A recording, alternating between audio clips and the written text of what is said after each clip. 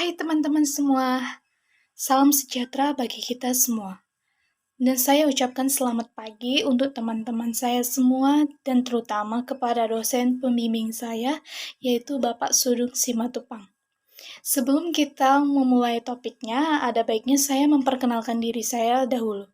Saya merupakan mahasiswa dari STIS Sultan Agung Pematang Siantar dan nama saya Kristina Aulia Rati Situmorang, NIM 19105198, Program Studi Manajemen APAGI.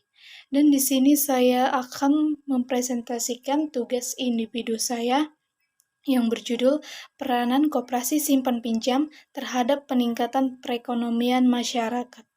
Dan saya mengambil mata kuliah dari Lembaga Keuangan Non-Bank. Dan judul presentasi yang saya ambil yaitu Peranan Koperasi terhadap Perekonomian Masyarakat. Baiklah, yang pertama kita masuk sejarah koperasi. Koperasi didirikan di Indonesia oleh R. Aryana Wiryamadja di Purwokerto, Jawa Barat pada tahun 1876. Koperasi dipelopori oleh Dr. Andus Muhammad Hatta pada tanggal 12 Juli 1947. Pergerakan koperasi di Indonesia mengadakan Kongres Koperasi pertama atas dorongan Bung Hatta di Tasikmalaya yang kemudian ditetapkan sebagai Hari Koperasi Indonesia.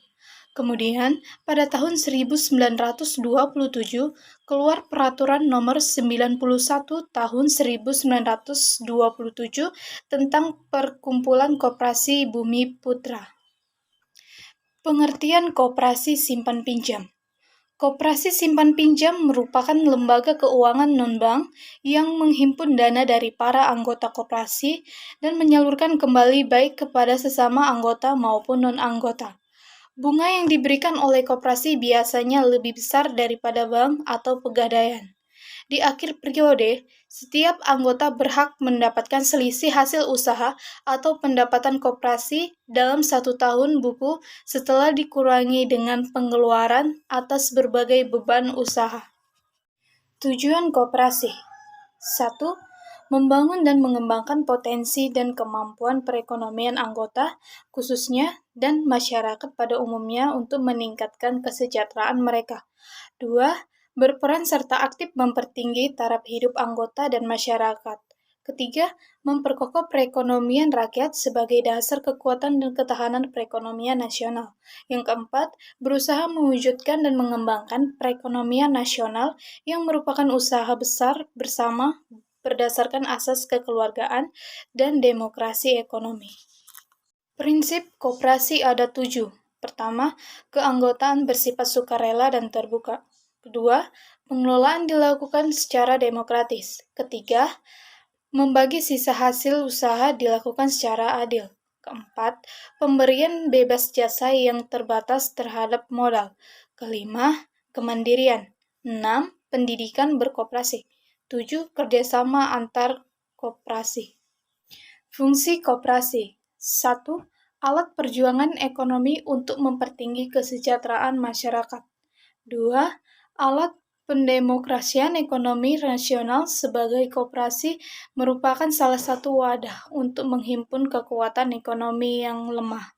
3. Sebagai salah satu urat nadi perekonomian Indonesia. Yang keempat, sebagai alat pembina masyarakat untuk memperkokoh kehidupan dan kedudukan ekonomi bangsa Indonesia. Baiklah, pembahasan yang terakhir yaitu peranan koperasi dalam perekonomian. Yang pertama, kedudukannya sebagai pemain utama dalam kegiatan ekonomi di berbagai sektor. Yang kedua, penyediaan lapangan kerja yang terbesar. Yang ketiga, pemain penting dalam pengembangan kegiatan ekonomi lokal dan pemberdayaan masyarakat. Yang keempat, pencipta pasar baru dan sumber inovasi. Dan yang kelima, sumbangannya dalam menjaga neraca pembayaran melalui kegiatan ekspor. Baiklah, sekian hasil presentasi saya.